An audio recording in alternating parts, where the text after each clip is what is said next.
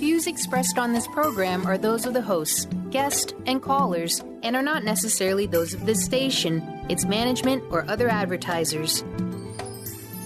You're listening to Transformation Talk Radio.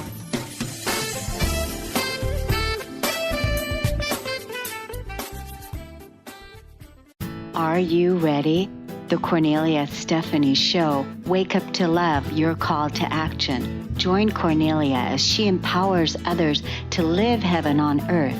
Kornelia teaches listeners how to be the authority over yourself, embracing your inner guru. Feel yourself uplifted into limitless expansion, integrating ease and grace in a changing world. This show will cover topics such as unconditional love, your physical body, how to be in extraordinary relationships, create financial and emotional wealth, embracing entrepreneurship in the new earth.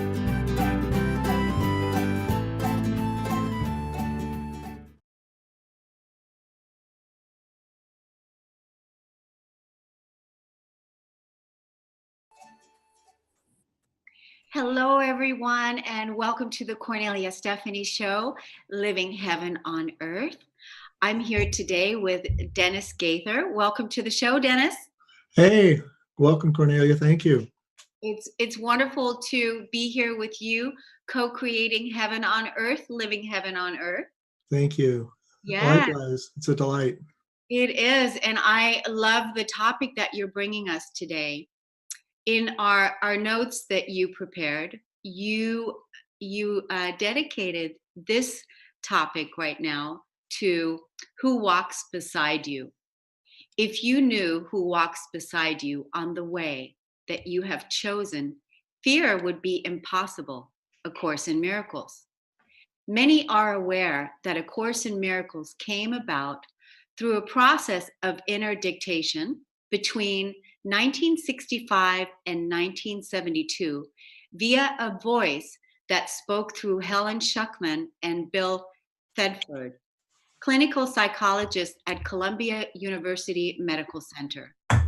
The nature and quality of that voice was so compelling that Helen and Bill considered themselves to be the Course's scribes, not its true authors. This program is joyful celebration of that voice, Jesus, the author of A Course in Miracles. And that's what we're going to talk about today. Dennis, I'm so excited that you brought this because many people love the Course in Miracles and are practicing students of the Course in Miracles. And you yourself have been a student for a long time. How long has that been, actually? Oh, goodness. Well, I first encountered the Course probably about almost 28, 29 years ago, but a serious student for about the last 20 years. So it's been a long time. It's been a long time, and you actually are you facilitate meetings at you're a host of it. I do. I facilitate. Well, I host. I consider myself a host of a meeting. We meet at my home every week on Wednesday evenings. I've been doing it for 18 or 19 years, something like that, and I've also sometimes teach workshops, especially with themes of forgiveness and healing. Yes. Now, did you ever find the idea of Jesus as the author difficult or challenging? Oh my goodness. I did at first. And in retrospect, it was based on a lot of preconceptions of what I thought that meant. As I've talked about in earlier conversations, but I'll just briefly restate, my earlier times with the Course were pretty rocky. I didn't like the way that it was worded. I found it pretty challenging to understand it. But in the process of working my way through the lessons, I also found it to be really transformative and quite compelling based on its impact.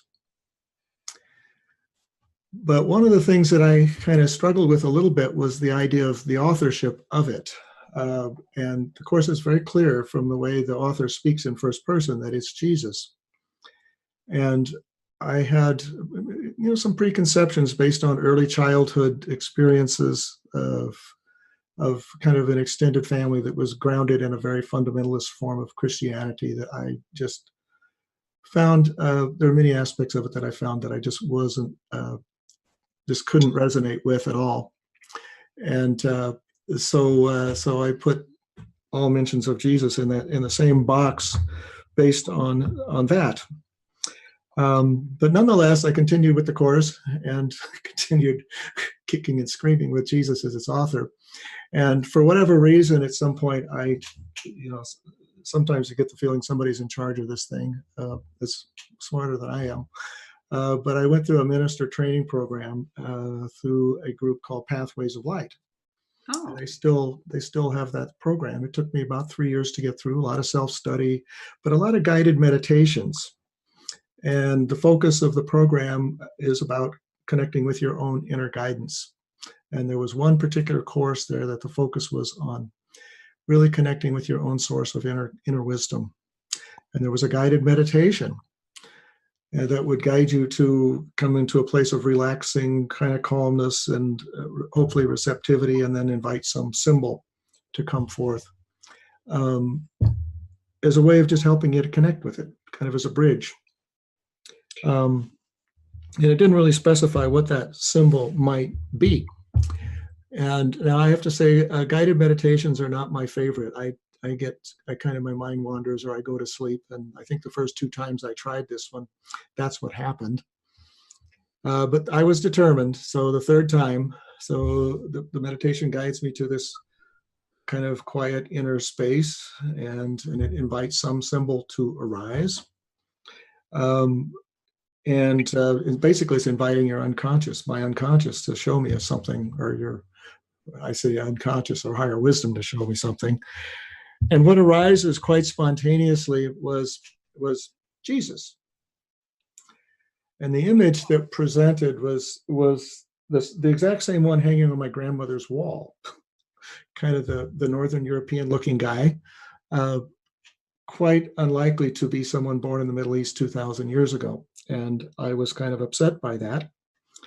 And I argued with it a bit. It's like, okay, this is all inside this meditation. Okay, if you really looked like that, if you really existed, I think that's the way I phrased it. If you really existed, you would have been, Semitic and Middle Eastern looking.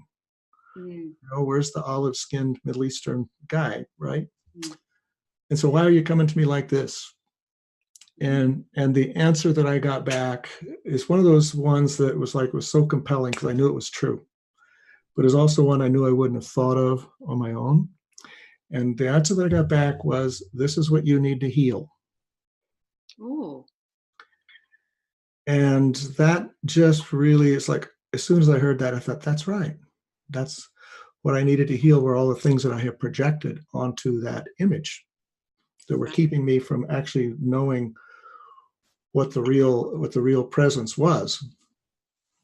And so what really evolved from that was I got to do some healing about all the things I projected onto that image of Jesus, which was basically a lot of things based on my own beliefs and experiences. But what developed was actually a wonderful relationship in which it feels like I have this kindly brother with me all the time. Not that it's in my forefront of my awareness all the time, but that it's always there. I want to read you a quote here from A Course in Miracles, and that so resonates with what that early experience and subsequently was.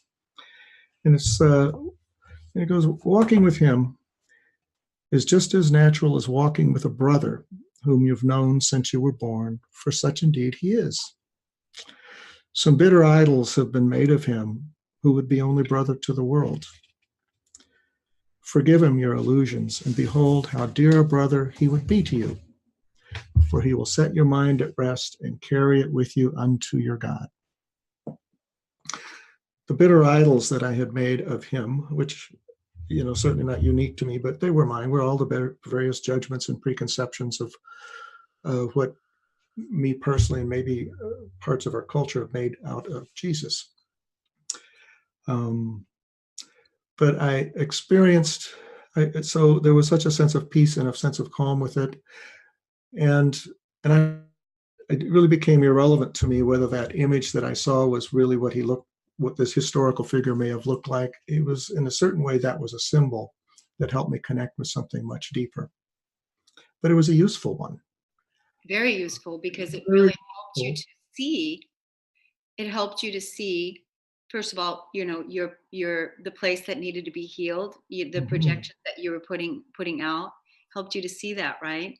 It actually helped me to do that and to transform it from some kind of something that I had a lot of maybe fear about to something that felt very comfortable, and became kind of a helpful presence of being, in a time of, I can remember that more than once this has happened in some place of kind of time of being in some situation. It's like feeling like, I don't know, I don't think I can do, feeling kind of overwhelmed, like doing this. And I kind of just kind of turn inward, listen to that quiet voice, and I hear laughing, kind of a gentle kind of laugh, not a derisive, but a kind sort of laugh that just says, of course you can't, but we can. Mm, And it's sort of like, okay, there's somebody here with me in this. yeah. And if you knew who walks beside you. Yeah. And now, is that, after you had that experience, would you say that that that rebelliousness, maybe the resistance that you were feeling initially ahead of time about the course, and that Jesus is the author of the course, and your resistance to, what you were talking about earlier, about you really didn't, you really, had your challenges with it. You had your challenge. Uh-huh.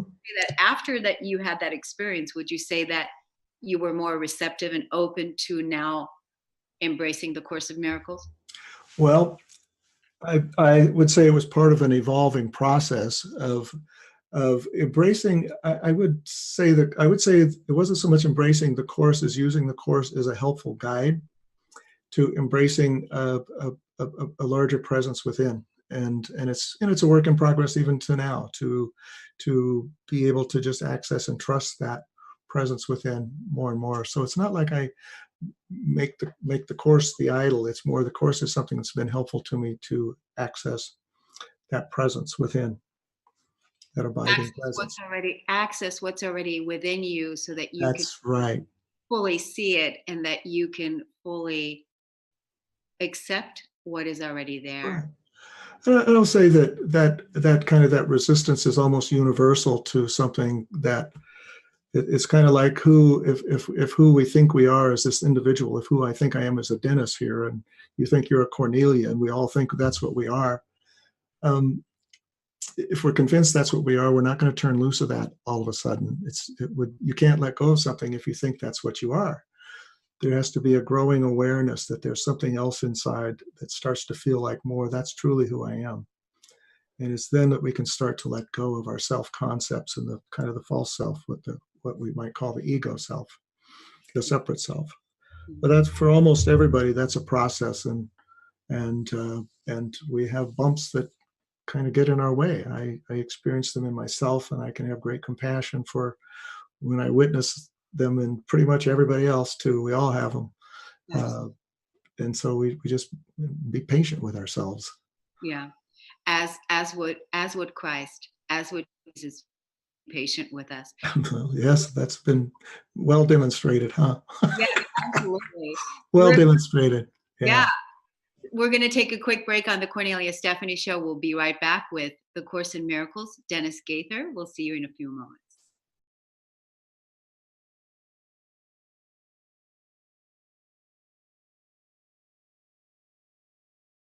Are you an entrepreneur who's struggling to be seen? Do you know deep in your gut that if you could just be seen and get your message out, that you'd easily reach your tribe?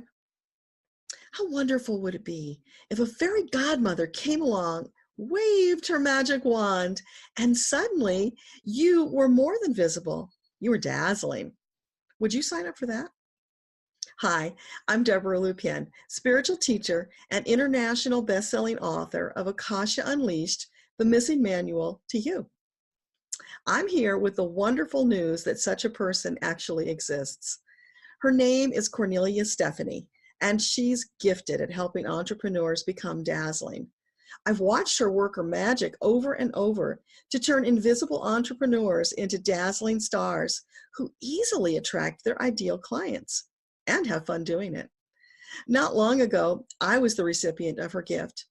As a guest on her show, Living Heaven on Earth, not only did we have fun, but Kornelia helped me get my message out to a wider audience, which resulted in a very nice spike of traffic to my website and more subscribers to my list. Did I mention it was incredibly easy? Kornelia is running a veritable media empire of uplifting programs. They cover a broad range of topics and have a large appreciative audience. That's a winning combination, folks. Guess what? Those shows need guests and hosts. Imagine, after guesting on a few shows, moving up to hosting your own popular show. That is absolutely possible for you. So now you have a decision to make. Are you going to keep struggling on your own? Or are you going to sign up for some Kornelia Stephanie dazzling visibility magic? Email radio@korneliastephanie.com today. Back, you're listening to the Kornelia Stephanie Show, and Dennis and I are talking about Jesus as the author of the Course in Miracles. And during the break, we were talking about what are some of the compelling things that you found, Dennis, with Jesus in teaching the Course in Miracles. What are some of the ways that stood out for you? The quality, some of the quality. Okay, sure. Yeah. Certainly. So, because Jesus speaks, and especially in the early parts, he speaks in the first person, but then in what he teaches, moved me the deeper I went into it, the more I understood that not only could I feel a really loving presence inside, that was a huge gift, but also what he was saying was quite different than what I grew up imagining Jesus, or the representations of Jesus that I heard growing up were. It was actually a much more inclusive voice, and a much more universal. I mean, I can give you a few examples here. You do. Yeah, one of the ones that impressed me a lot was that that in A Course in Miracles, Jesus really disavows the whole idea that he is uniquely divine any more than the rest of us. We are all divine. We are all children. We're all extensions of God. And so he really gives the message of, don't exalt me, don't put me on a pedestal. But he offers himself as a loving brother, or as a companion on the path. Kind of much in the way of someone who says, yes, I've been there where you are. I know what this is like. I found a way out, and I'll share that way out with you. Let me read you a couple quotes here, because I love the way he says it here. So this is very early in the Course, where he says, equals should not be in awe of one another, because awe applies inequality. It's therefore an inappropriate reaction to me. There's nothing, I love this, there's nothing about me that you cannot attain.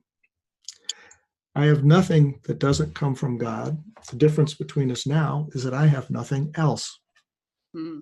To me, that's a lovely motivator. The difference between where we are and where Jesus is this stuff we've got that we can let go of. But this next one comes from a much later time in the Course here. I take the journey with you, for I share your doubts and fears a little while, that you may come to me who recognize the road by which all fears and doubts are overcome. We walk together.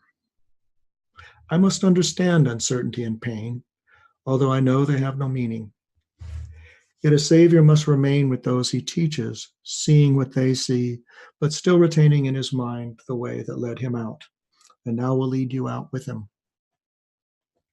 I find that there's so much tenderness and compassion and empathy in that. I get it. I get that this is a difficult path in this world, but there's a way out. So I feel understood, and that also inspired, and also there's a sense of, I'm not finding my way out of this by myself. There's always a voice I can come back to, and that's what I keep coming back to that, because that's what's the most important thing. The other, though, go ahead. I was going to ask you now, you because you facilitate the Course. So a lot of the people that come to your home that experience this with, do they also feel that way, that they have found a relationship with Jesus inside of them? Is that the I don't know that everybody would say it's Jesus. I don't know that everybody would use that as their symbol. okay? Many people in the Course do, because the Course uses that as one of its symbols. Right. But, so the Course also uses things like voice for love and things like that. And I think most people have experienced some sort of an inkling of that. That's what draws them to pursue any kind of a spiritual path. We got a glimpse. And it's so we got a glimpse of something, and then we're wanting to come closer to that light or that warmth, that love. And there are many ways of doing that. And one of the things I do like about the Course, it doesn't say that this is the path or the course. It says it's a course, it's a path, and it completely acknowledges the validity of others as well. One of the questions that come to me about the Course is the teachings of the Course. Does it say that you have to have a belief in Jesus in order to? No, it doesn't at all. That was one of the things that it's very clear. I'll read you. Let me read you a quote here. This comes from way back in the back of it. That I just love this. So it's possible to read his words, i.e. Jesus's words. It's possible to read his words and benefit from them without accepting him into your life. Yet he would help you a little more if you'll share your pains and joys with him and leave them both to find the peace of God. Mm. So it's like you're completely free. You don't have to believe in any specific symbol, really, or person. But I do find by having a kind of a companion inside, just to share with, that it makes it a lot easier. It just makes it a lot easier. And many people have found the same thing. And I think that's that abiding presence is the gift of any genuine spiritual path, regardless of how what name you want to call it. Yeah, it's beautiful. It's beautiful. The quotes, they really speak to you, don't they? They really touch the essence of truth when you read, when I'm listening to you share the quotes, share that message, because it really, really resonates as truth. Yeah. Wonderful.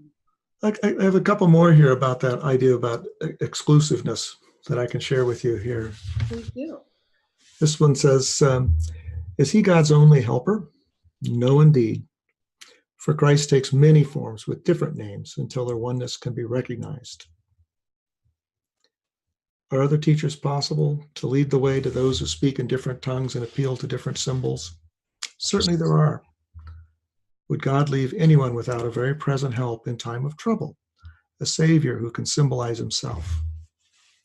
Yet do we need a many-faceted curriculum, not because of content differences, but because symbols must shift and change to suit the need.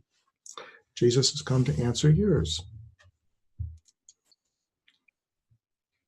I don't know. This is almost beyond words. There's such a deep understanding of that. I can feel the kind of the loving presence that really moves through Jesus as well, that he's sort of a representative of. Yeah. Well, it's beautiful that you have cultivated a personal relationship with that inner guidance, that voice that was asking you to go within, right? And now you have cultivated that relationship and you're listening to it. You are intuiting it, and it has become part of you. So it's just a beautiful way to trust what that inner savior, that inner essence is communicating with you. Right. I would say that that's the case. And it's also because I've worked with other spiritual teachers and other traditions as well. And I find that the tradition or the teacher or the teaching, it really, there's a certain kind of quality. They all kind of come to the same place. And and so so I have friends that are oh gosh, well, I had a spiritual teacher who was from a Jewish tradition. I have studied with Sufi teachers, and there is kind of a certain deep quality of essence within all of those uh, that I don't know, that the truth seems to be in the experience of the heart. One of my favorite kind of concepts from the course has to do with that human beings are never going to agree on a theology, but that there's a universal experience that's inevitable. And I have experienced that a number of times, which gives me kind of a freedom to just appreciate that essence, regardless of where I am, what part of the world I am, who I'm with, or what the specific belief systems that anyone might have. It's kind of like, okay, I can feel the love in that. I can feel the joy in that. It doesn't matter what you call it. And it's true, because when we think about God, and God doesn't exclude anyone. He doesn't leave anyone out. Doesn't leave any person, any religion, anything out. Anything that keeps the exclusion going, the illusion of the separation, which is the illusion, because right, because we've never been separate. It's that we are remembering that we have never been separate, and Right. that's the illusion that we're healing through whatever way, whatever spiritual practice engages your inner spirit, right, to get closer into that communion with God, with source, with love, with Yahshua, with Jesus, with the Course in Miracles, Yeah, with Allah, whatever it is all fine for me. It's sort of like that place inside. There's a place inside that's sort of the lighthouse. It's like a lighthouse, and and it's a place of coming back to, and I can sense when I am not there, which I have many of those kind of moments.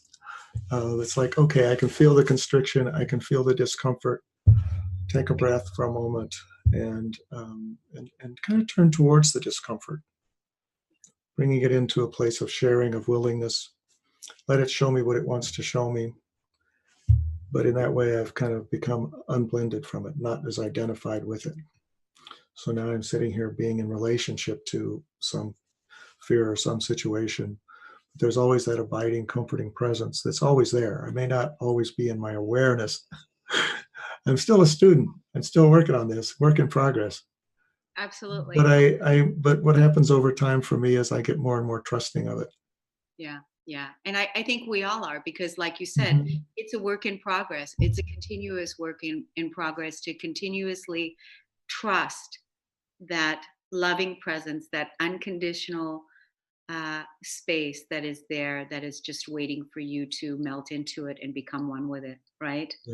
Yeah, it's a beautiful way. So we're going to take a quick break. When we come back, Dennis, I want to talk a little bit about the crucifixion, and what your thoughts are about that. So look forward to coming back, and then we'll continue on. We'll be right back on the Kornelia Stephanie Show.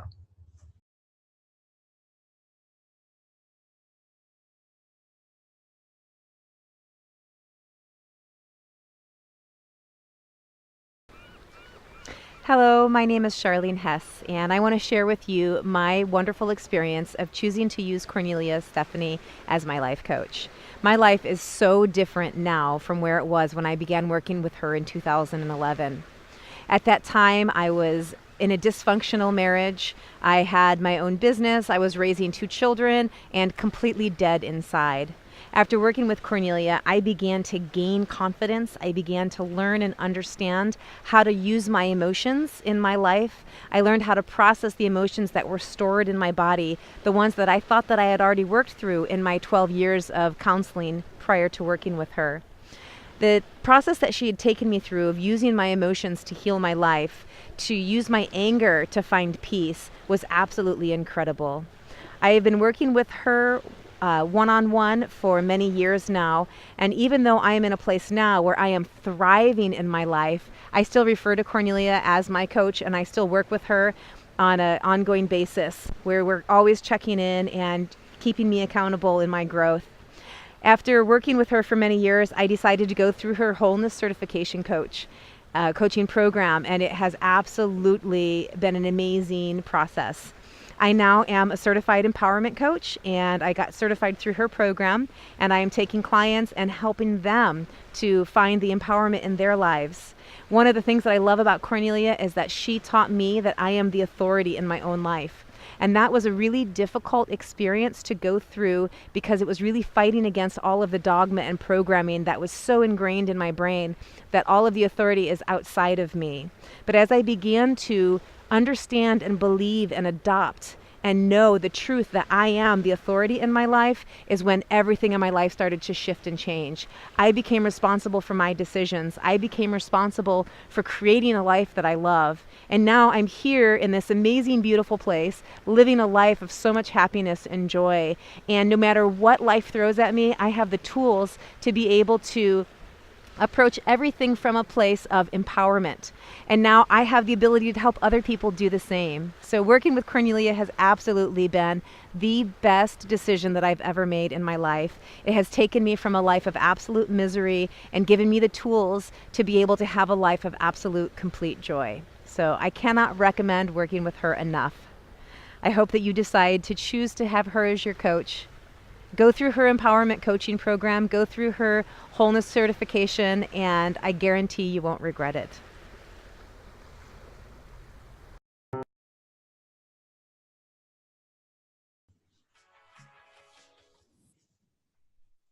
Welcome back to the Kornelia Stephanie Show. During the break, Dennis and I were talking about the traditional story about how Jesus died for our sins. We were really bad, and then Jesus died for our sins, and that was the story that was told. And in the Course in Miracles, there's a different story that is told, and that's what we want to. That's the piece that we want to bring out right now. Do you want to talk about that, Dennis? Sure, I'll do that. But first, a little bit of background. In general, in A Course in Miracles, Jesus doesn't talk much about all the legends and miracles and other things. He's really not interested in history particularly. He's interested in meaning and about healing our thinking. And so he doesn't confirm or deny all those various stories. We don't know if they're true or not, based on A Course anyway. But the one event that he does talk about more extensively is the crucifixion. But even in that, he doesn't give a lot of historical information about it. He's not particularly interested in correcting our point of view about what did or did not happen.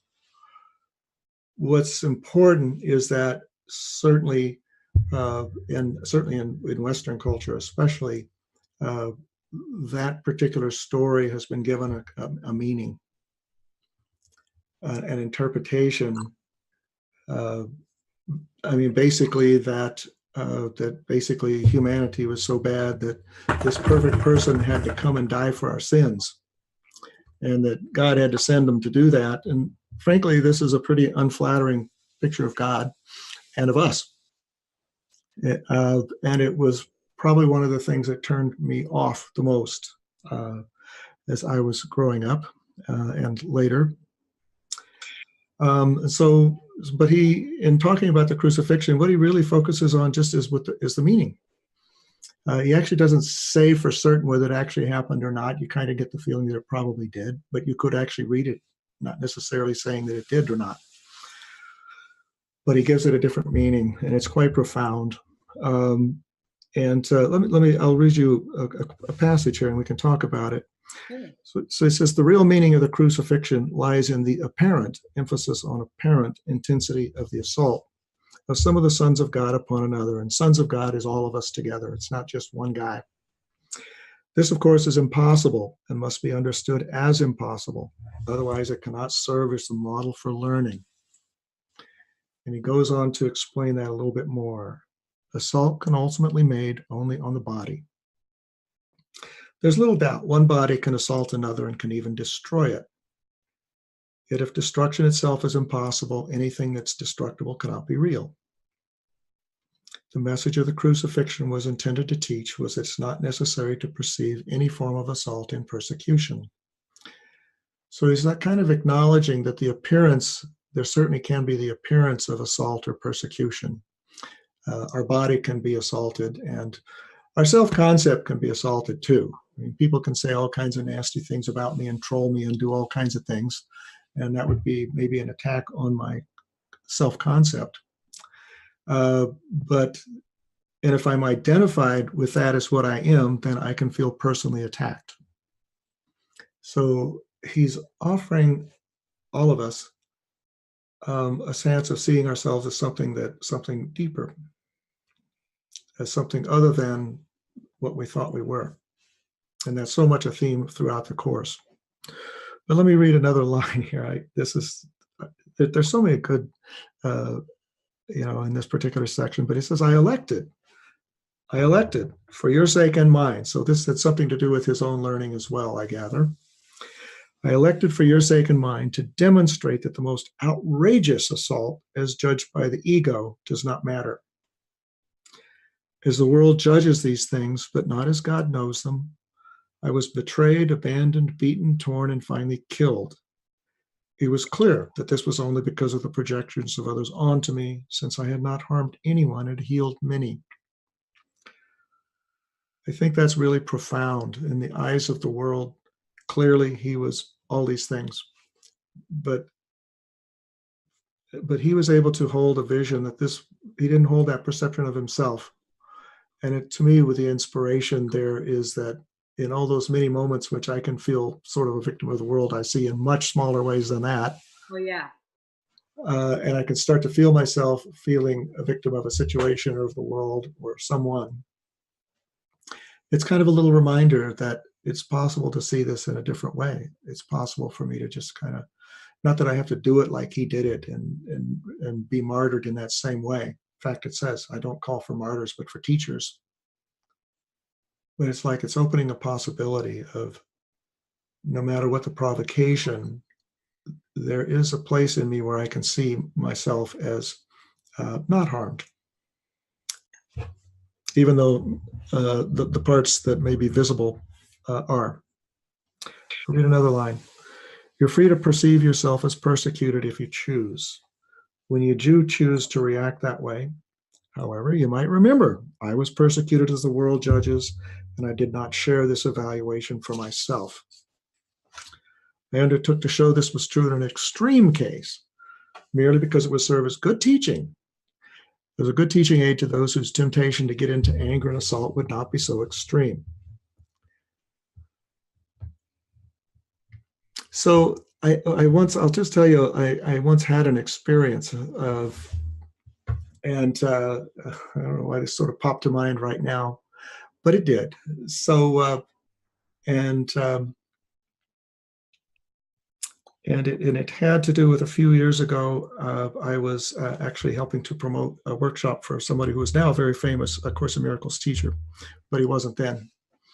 And it involved going to a church where I thought there would be some open-mindedness to coming to this particular event. And during the course of this, there was a call to come up for communion. And at that point, I was kind of nervous about doing that. I didn't know that I wanted to kind of do that. I was still in struggle about it. But I went because I thought it would be more embarrassing to be the only one sitting there that didn't go. So I went. But as I got there and I felt the sense of constriction, I realized that I'm being fearful right now. And so maybe I can take a breath here and just open to a bigger possibility. And so they're kind of talking about the theology of Jesus dying for us.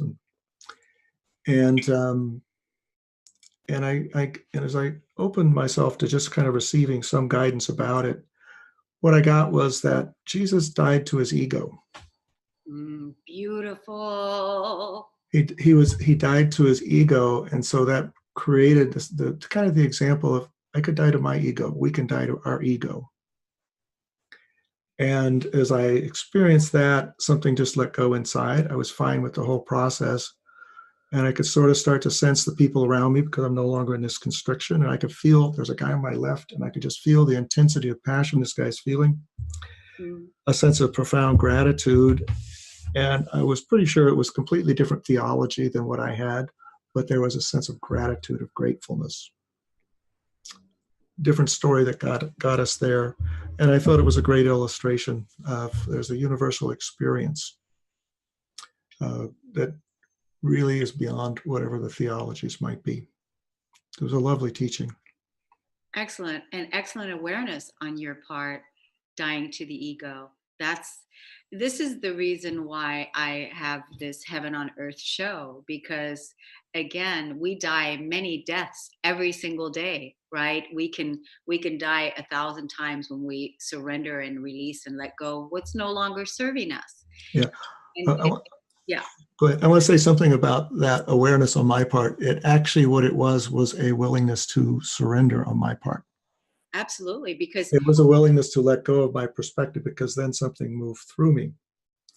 The awareness was a gift. Yes, because exactly, it wouldn't have been able to happen had you not surrendered. That's true. And I was aware, the part I can claim here is I was aware that I'm in a place of constriction and I'm not open. So I could let that go. Yes. And then something else could come through. And so another great learning. And the miracle happened. And the miracle happened. Absolutely, it happened. Absolutely, it happened. Right? The miracle happened and you experienced this incredible awareness through it. And I mean, this is actually such high truth right there, is dying to the ego. The ego has always been separate, kept us separate from our truth. Not to say that the ego is wrong or bad, not placing judgment there. However, that has been our place of separation. And when we can release and surrender onto a greater spirit and surrender and let go, that is when the true miracle can happen. And that's what happened for you. Yeah, I mean, basically the ego is simply a way of thinking that allows the experience of separation. So yeah. we personify it and talk about the ego does this or that, but it's just simply a way of thinking that actually its job, you could think of, is to allow us to keep this experience of separation until we're ready to not do it anymore. Yeah, that's exactly it. Now, do you have another quote that you wanted to share with us before we go to break again, Dennis? Well, there was one, actually. Let's see here. And there it is. There was one of the ones here, because there's a very loving message that Jesus in A Course in Miracles conveys. And sometimes it's through words. And I want to just share with this one. And when I hear this one, it's kind of imagine this one being spoken to you, like I do. I treasure you beyond the value you set on yourself, even unto the worth that God has placed upon you. My faith in you is as strong as all the love I give my Father. My trust in you is without limit. I thank the Father for your loveliness and for the many gifts that you will let me offer. In honor of this holiness, in honor of this wholeness that is of God. To me, that is such a profoundly loving message. Yeah, say it again. The whole thing? You want to? Yeah. Okay. Actually, I'll read you another one. How about that? It's a little shorter than that one. You do not love yourself, but in his eyes, your loveliness is so complete and flawless that he sees in it an image of his Father. To you, he looks for hope, because in you he sees no limit and no stain to mar your beautiful perfection. In his eyes, Christ's vision shines in perfect constancy. He has remained with you. It's beautiful. Now, the goal is to have, if everyone can see themselves that way. Absolutely. That is, every time when you look in the mirror or you look into someone else's eyes, as I'm looking into your eyes right now, seeing that is the representation of what you just said. Seeing yes. the Christ's eyes, seeing through God's eyes, seeing the truth, because that is the truth. That is. And the way we learn to do that is seeing it in other people. Seeing it in other people, exactly. It's a step towards them, because we can't see it in others unless we can experience. Then it kind of cues us, okay, it's in me too. Absolutely. just like me. Exactly. Just like me, yes. That's a beautiful one. Now, we're going to skip the break, Dennis, because I'm realizing that we've got less than 10 minutes left, and so I wanted to be sure that we wrap up. And Well, I remember you had something you wanted to talk about here. You had a program that you wanted to tell everybody about. So do you want to? Well, I do, and that is my upcoming Change Your Mind Summit that is launching on June 11th, and it's a free online event where 11 powerful master speakers are gathering online to offer tools and support and techniques for anyone that is ready to experience deep change in their life. There's all kinds of practical tools that's being shared through this online event, and it's free. So anyone that is ready to ride the wave of change instead of resisting it, because we are experiencing huge change on this planet, and we are offering amazing tools for you to ride the wave of change. So you can go to changeyourmind.us and register there for a free online event beginning June 11th at 11 a.m. Eastern Standard Time. So there's also a lot of Facebook sharings that are being done, and you can check that out at Kornelia Stephanie Facebook. And join us, because it's going to be one amazing event. So, Oh, thank you. Sounds wonderful, Kornelia. yeah. Sounds fabulous. Thank you. Now, Dennis, how has the course impacted you? Over the years, oh my gosh, so many different ways. But some of them I've alluded to. There's an abiding presence inside that I can always come back to. That's probably the biggest thing. And so when I'm tempted to feel alone or isolated or separate, it's like I can take a breath and come back to that. Mm-hmm. But it does more than just be a presence. It actually can offer some help with moving through this world as well. And for me, the main one that is the most consistent is if I'm willing to let my perception of a situation or a person or even myself go. To the degree I'm willing to do that, it can show me another way of seeing. And then that actually will guide what would be another way of responding to whatever the situation is there's a certain clarity with that. And the way, when I'm willing to let my own sense of whatever it is go, whatever comes from that place, it's always more inclusive, more loving, and ultimately wiser. Sometimes in either working with someone or with a group or something, sometimes there's a little guidance that comes, for me, mostly in the form of little intuitive prompts. I don't necessarily get long philosophical discourses that I know people who seem to get that. That's not what it's been for me. It's more that just helps me move and act in a more loving kind of way. But what that also makes it a little bit easier to just kind of hold this whole dream that we're walking in a little bit more lightly. It's like, this is too important to take seriously. I still have to have my experience. I'm still having my experience here, and there are still parts of me that attach to it, but it's a little easier to just hold it a little bit more lightly and to be willing to step back and take another look and actually really to be much less self-critical, self-attacking. There's the critical voice is still there, but it's tempered a lot, and I can bring another presence in with it, and it just has facilitated my inner work. There's a presence inside. There's a self inside that all the scared little boy parts, the angry teenager parts, all those guys can kind of come there and just be kind of held, acknowledged, and listened to from a place of compassion. That's come about not only Course in Miracles, but a lot of other psychological work that I've done and teach as well. So there have been a lot of benefits. Plus, I find there's been a part of me since I was a little kid that always wanted to get to the bottom of stuff. I was always like what's under the rock, what's underneath that rock? Of course, then there was the, oh, Mom, can I bring it home? No, you can't bring scorpions home or whatever it was. But I find in a certain way, I still kind of, I'm a little kid who wants to turn over the rock and find what the deeper layer is.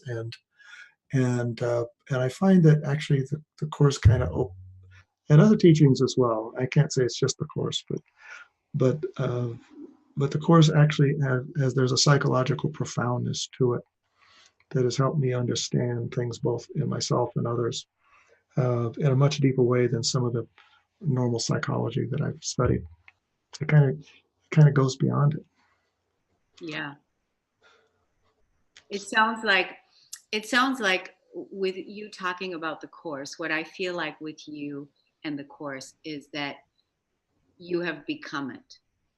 And that's what I feel like you've become it in your own way, in your own time. It's almost like yeah, that's just what I feel. I feel like you have become it, and now through your studies, through your facilitations, through your daily practice, through your challenges and whatever, now you have this greater loving awareness and this deep abiding peace that is within you that ripples out and really affects and touches other people because it's palpable. You can feel it. You can feel it. Yeah, well, that's the Course for me has been one of the guides to just that presence inside, and it's the presence inside that goes with me, and it goes with. It can come in many ways, but that was the way it was for me. That's how it has been for me. Yeah, and what freedom is that? Because this to have this loving awareness, this unconditional love, this compassion itself that is leading the way instead of the fearful, critical, egotistical energy, right? The conditioning of our past. Mm-hmm. And here we are, and we are forging a new way. And like Christ would say, what I have done, you can do greater. Mm-hmm. Yeah. And I feel like that is one of my mottos, is that I love that, because I really feel that this is what we're all doing now in our awakening, in our spiral of evolution right now, is moving into our greatest human potential, doing greater things than what Jesus has taught us, because we all can, and actually we must. We're doing it. We're doing it in our own way, in little ways, big ways. We're doing it. Yes, absolutely. And every little bit counts, right? Every little bit counts. And it's all about, it's all about the love, isn't it? Mm-hmm. It's all about and willingness, our willingness to recognize what's coming up in the way, our veils, and then to hold them lightly and allow another Yes. awareness to come through us. Yes. And let that guide us. And that's a powerful gift for each of us. And as we share it, it gets strengthened in ourselves. Dennis, it's been a wonderful hour. Thank you, everybody, for listening and tuning in. Thank you for bringing this beautiful conversation with the Course in Miracles and discovering another path to freedom. Thank you so much. We'll see you again next time on the Dennis Gaither, Kornelia Stephanie Show. See you next month with Dennis Gaither. Thanks, Thank everybody. you. Blessings to everybody. Take care. Bye. Bye-bye. Hi, my name is Janet Hickox, and I want to tell you a little story about a story, and how my friend Kornelia Stephanie helped me through to the other end of that story. I have gone from the dark of a story I was telling myself that wasn't true to the light of optimism to see my way out of where I was and to where I want to go. And it all started with her scheduling a session for me to help me reclaim my money or my financial empowerment. Up until that point, I had been telling the story that my business was dying, that my business was not successful anymore. And the more I tried to figure out what was going on, the worse I felt about it. And when I had to get ready to do the session with Kornelia, she asked me to go look at the numbers and where I was through the year to date, and then also to come prepared with a number that I wanted to raise my income to. Well, I was quite comfortable with that part, right? I knew where I wanted to be. What I wasn't comfortable with doing is going and looking up those numbers. But I made myself do it, even though I tried to backpedal my way out of the session. She didn't know that, but I was going to try to get myself out of the session. And I looked up those numbers. And it was incredible that I discovered through that process that my business wasn't dying. In fact, I was doing 12% better than I had the year before. So I was shocked. I was shocked literally at the power of the story that I had been telling for months. But more than that, I was shocked that I had allowed myself to get there. And later in that day when I had my session with Kornelia, she pointed out some very obvious things, like, how are you going to get where you want to go if you don't know where you want to go? How are you going to get there if you don't have the goals written out, if you don't have it set up so that you know where you are and where you're going to go? Totally makes sense, right? I had been in business, somebody else's business, as a sales manager for years, and I was a national sales manager. I had awards for sales management. I had business awards because of numbers. And yet when it came to doing my own business, I totally forgot all that I'd ever learned. So by the time Kornelia, working with me in just one session, got me to look deeper at the numbers and where did I want to go, and actually, claiming where I wanted to go, I was filled with a sense of optimism and hope like you can't believe. It was like everything shifted for me. And I am so looking forward to our continued sessions to see how far I can really push myself to get where I've only dreamed of being, where I've never taken the dream and actually brought it into concrete existence. So thank you, Kornelia, for the work that you're doing out there.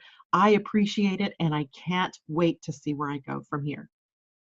You've been listening to the Kornelia Stephanie Show, Wake Up to Love, your call to action.